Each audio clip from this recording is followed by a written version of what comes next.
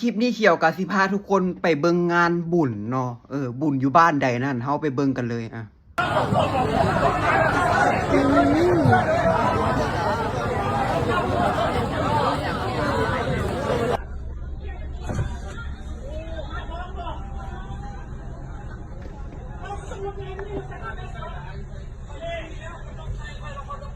ไปยังมึงจับตัวตัว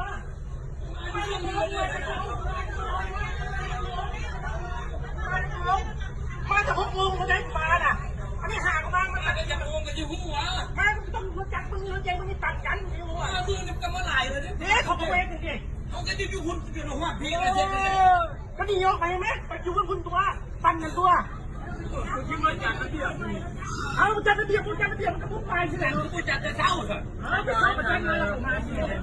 เห็นไปแล้วเนาะทุกคน บางคนก็เป็นลมเป็นแรงไปมีการตีกันเรื่องการต่อคิวอีกมันแสดงถึงอย่างมันแสดงถึงการมีระเบียบวินัยต่อสังคมลาวเฮาเนาะหมายถึงมันแสดงถึงวิธีจัดการเนาะเพราะว่าอย่าง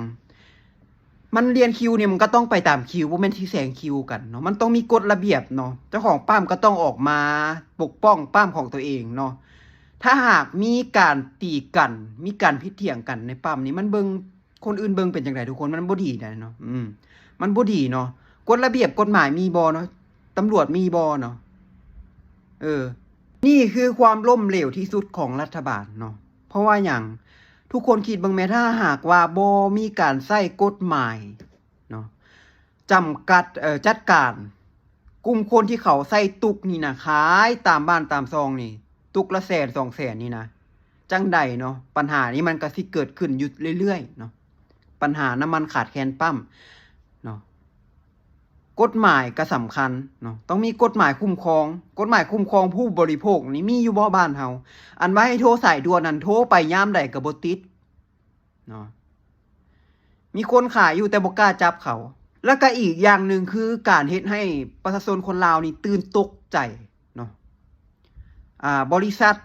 โรงงานอีหยังต่างๆตื่นตกใจเขาก็ย่านธุรกิจของเขามีปัญหาเนาะเขาก็เริ่มและกักตุนน้ำมันเนาะแม่นบ่ทุกคนมันเกิดจากการจัดการที่ล้มเหลวเนาะเจ้าสมมุติเจ้าไปประกาศเนาะสิขึ้นน้ำมันเด้อมื้ออื่นสิขึ้นน้ำมัน 5,000 6,000ประกาศอยู่เรื่อยๆคนที่เขาเฮ็ดธุรกิจคนประชาชนทั่วไปเขาก็สิไปกักตุนน้ำมันไว้ติบ่เนาะเขาก็ย้านติ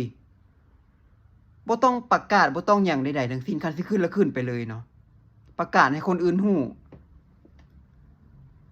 เขาตื่นตกใจเขาก็สิไปกักตุนน้ำมันไว้แหละเนาะ